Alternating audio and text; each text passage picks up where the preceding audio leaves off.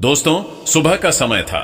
अयोध्या के व्यस्त बाजार में सड़क के किनारे एक वृद्ध व्यक्ति किशनलाल अपनी टोकरी में ताजे और रसीले फल बेच रहे थे। उनका चेहरा सुबह की धूप में चमक रहा था, जिस पर जीवन भर की मेहनत की लकीरें साफ दिखती थी। वह एक साधारण इंसान थे, जिनकी दुनिया उनकी छोटी सी दुकान और दो बेटियों के इर्द गिर्द घूमती थी। उनकी दो बेटियां अंजलि और प्रीति दूर शहर में पुलिस सेवा में उपनिरीक्षक के पद पर तैनात थी। एक ऐसा पद जिसके लिए किशनल लाल ने अपनी सारी कमाई और सपने लगा दिए थे। वह अपने गांव के पहले व्यक्ति थे जिनकी बेटियों ने ऐसी बड़ी सरकारी नौकरी हासिल की थी, और इस बात का उन्हें गहरा गर्व था। वे दोनों अक्सर उन्हें फोन करती, उनका हालचाल पूछती, लेकिन किशनलाल कभी उन्हें अपनी तकलीफों के बारे में नहीं बताते थे। उन्हें डर था कि कहीं उनकी बेटियों का ध्यान अपनी नौकरी से ना भटक जाए। वे अक्सर अपनी बेटियों से कहते थे, तुम लोग बर्थडे काम के लिए बनी हो, मैं यहां ठीक हूं, बस तुम अपना ध्यान रखो। आज उन्हें नहीं पता था कि उनके साथ कुछ ऐसा होने वाला था जो न केवल उन्हें बल्कि उनकी बेटियों को भीतर तक हिलाकर रख देगा और उनके जीवन की दिशा हमेशा के लिए बदल देगा। किशनलाल अपने काम में मग्न थे, ग्राहकों से बात कर रहे थे और उनके चेहरे पर एक हल्की सी मुस्कान थी।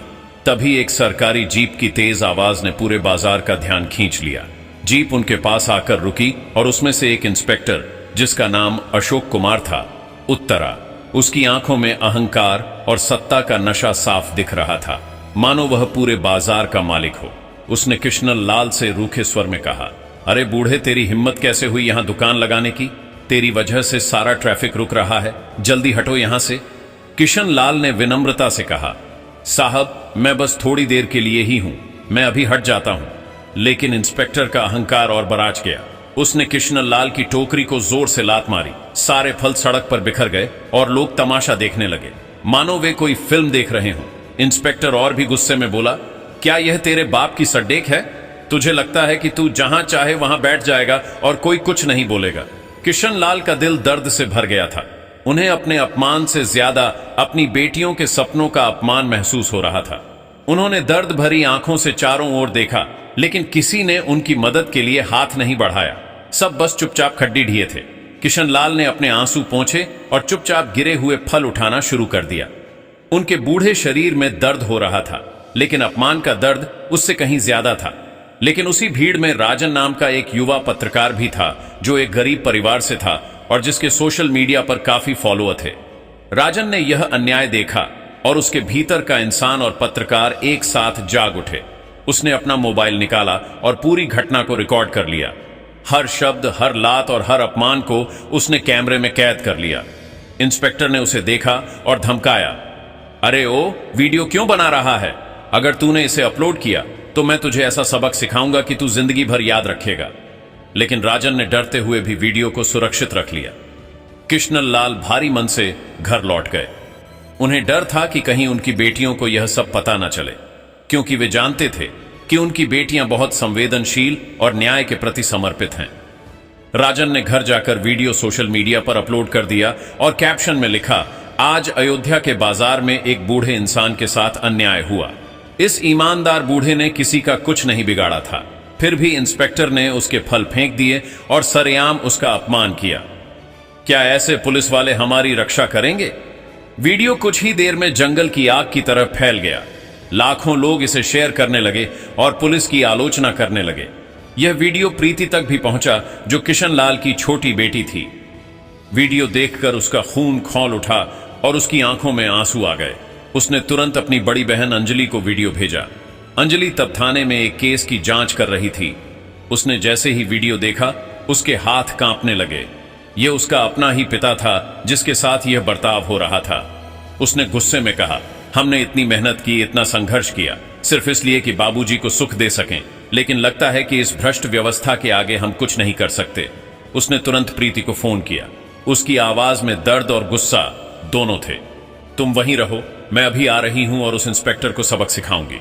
रीता ने भी कहा, नहीं दीदी, मैं भी चलूंगी, मैं ये अन्याय सह नहीं सकती। अंजलि ने उसे समझाया कि उसे वहीं रहना चाहिए ताकि वह बाबूजी को अपने पास रख सके। बहस के बाद रीता मान गई और अंजलि ने अपनी वर्दी उतारकर एक साधारण सलवार सूट पहना और तुरंत गांव के लिए निकल पड़ी। रास्ते भर उसका दिमाग काम कर रहा था। वह सिस्टम का एक हिस्सा थी और उसे पता था कि ऐसे लोगों से कैसे निपटना है। गांव पहुंचकर उसने घर का दरवाजा खटखटाया। अंदर किशन लाल सब्जी काट रहे थे। बेटी की आवाज सुनकर वे भावुक हो गए और उन्हें यह डर सताने लगा कि कहीं अंजलि को सब पता ना चल गया हो। उन्होंने दरवाजा खोला तो पिता बेटी एक दूसरे से गले मिले। अंजलि ने अपने पिता को कसकर गले लगाया और रोने लगी। उसका दिल दर्द से फट रहा था। किशनल लाल ने अपनी बेटी को सांत्वना दी।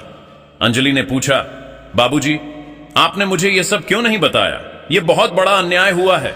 किशनल लाल डरते हुए बोले, बेटा जाने दे, वह पुलिस वाला है, हमें उससे पंगा नहीं लेना चाहिए। लेकिन अंजलि ने दृढ़ स्वर में कहा, नहीं बाबूजी, मैं जानती हूं मुझे क्या करना है। वह सज्जा पाएगा। मैं इस अन्याय को सहन नहीं कर सकती। यह कहकर अंजलि वर्दी पहनकर एक महिला उपनिरीक्षक के रूप में थाने पहुंची। वहां इंस्पेक्टर अशोक कुमार नहीं था, सिर्फ 2 सिपाही और एक सब इंस्पेक्टर एएसआई राजवीर बैठा था। अंजलि ने सीधा कहा, मैं इंस्पेक्टर अशोक कुमार के खिलाफ रिपोर्ट दर्ज कराना चाहती हूं। उसने मेरे पिता के साथ बदतमीजी की और उनका अपमान किया। आप सख्त कार्रवाई करें।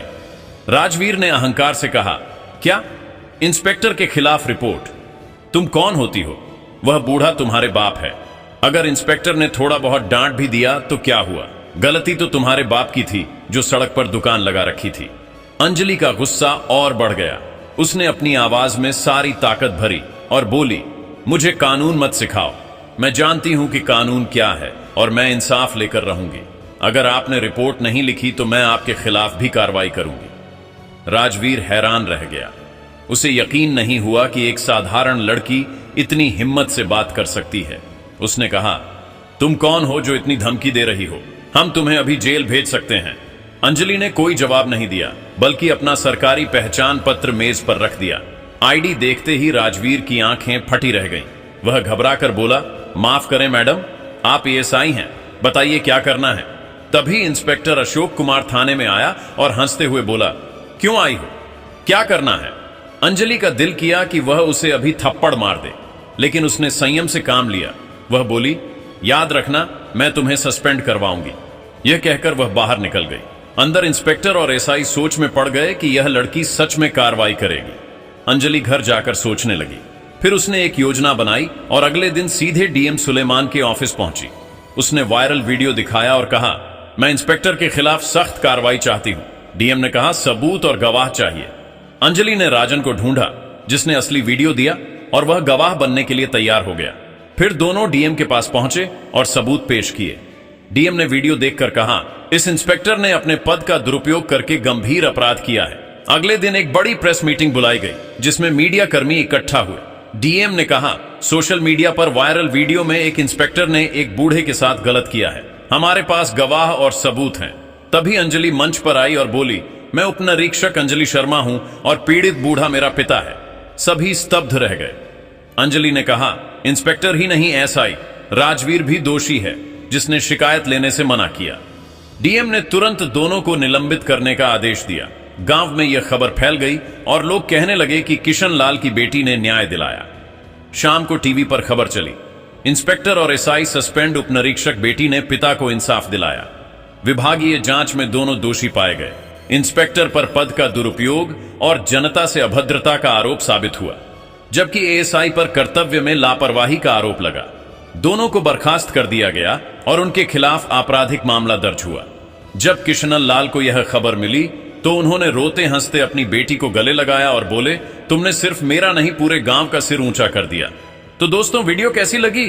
वीडियो अच्छी लगी हो तो एक लाइक और हमारे चैनल जीनियस स्टोरी को सब्सक्राइब करना ना भूले। दोस्तों, मिलते हैं अगली ही ऐसी शानदार वीडियो के साथ। तब तक के लिए जय हिंद।